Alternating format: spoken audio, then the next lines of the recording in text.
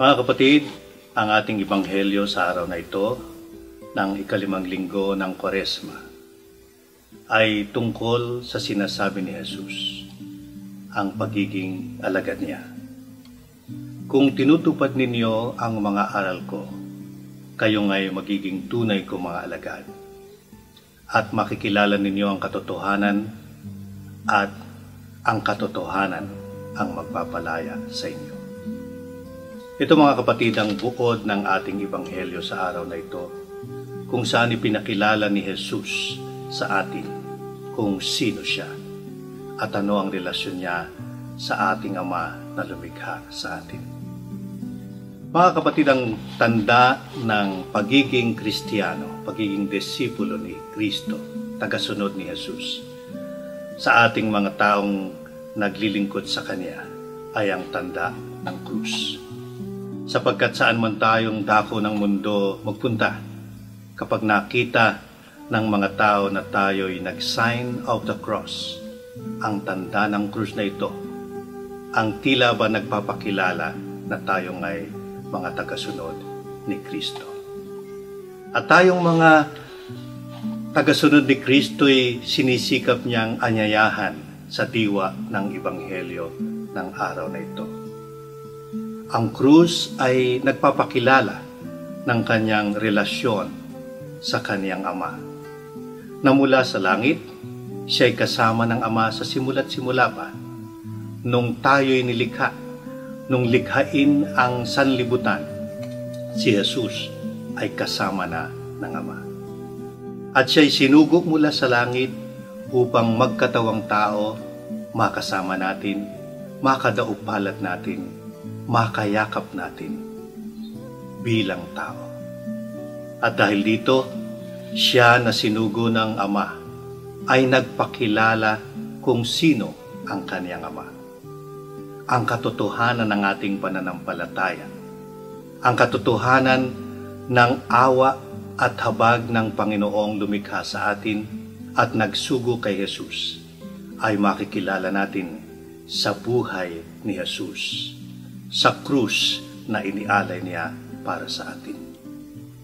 Sa krus, mula sa taas pababa, isinugo ng Ama ang kaniyang anak upang sa kaniyang bukas na palad, sa kaniyang pagkapako sa krus, ay muli niyang ipahayag ang awa ang naibinigay sa atin ng ating Ama.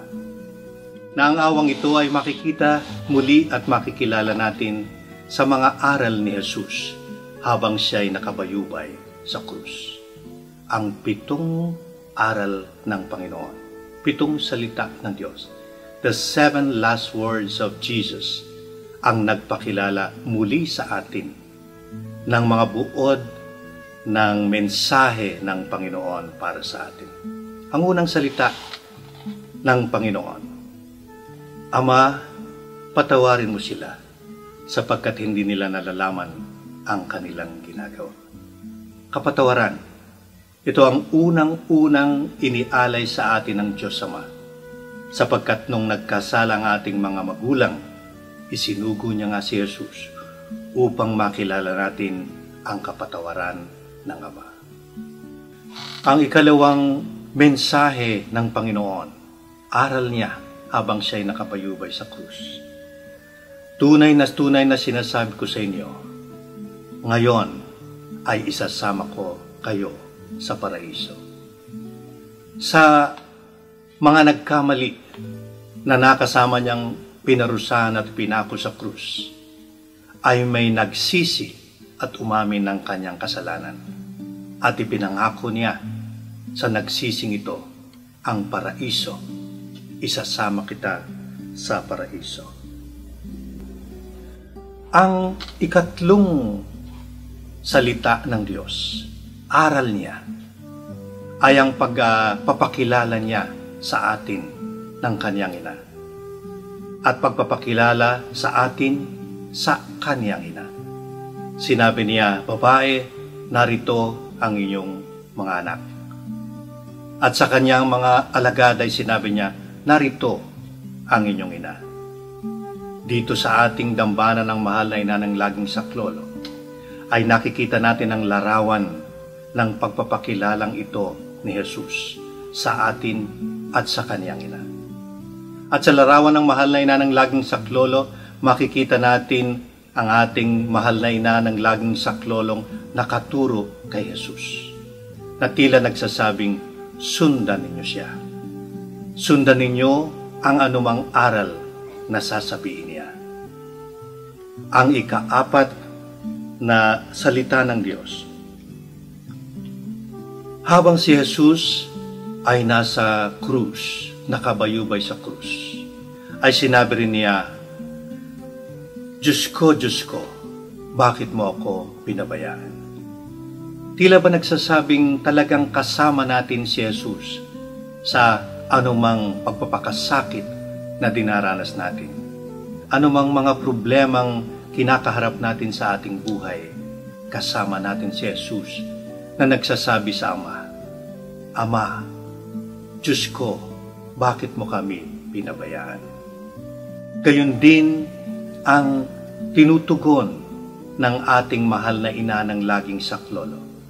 Habang tayo'y tinuturuan na sundin ang mga aral ni Jesus, tayo rin ay sinasamahan niya sapagkat siya ang tunay na unang nakasama ni Jesus sa simula't simula pa. Sa kanyang sinapupunan, ginabayan niya ang batang si Jesus. Sa pasyon at kamatayan, nandoon si Maria at hindi tayo iniwanan. Hindi iniwanan ng kanyang anak at tayo ngang ipinakilala ni Jesus na kanyang anak din. Anak ni Maria ay hindi pababayaan sapagkat siya ang ina ng laging saklolo. Lagi tayong sasaklolohan ni Jesus sapagkat siya ang laging saklolo. Ang mahal na ina, ang ina ng laging saklolo. Ang ika-5 salita ni Jesus habang siya'y nakabayubay sa krus, ako'y nauuhaw. Tayo rin mga kapatid, nakakaranas ng ganitong karamdaman. Ang pagkauhaw, hindi lamang sa tubig ng buhay na ipinangako ni Jesus, kung hindi ang tubig ng buhay na ito na inaasam natin at tayo'y nauuhaw, ay ang ating mga karapatang mabuhay. Ang tubig ng buhay kung saan tayo'y nauuhaw ay ang katarungan na ipinangako sa atin ni Jesus. Pagkakapantay-pantay.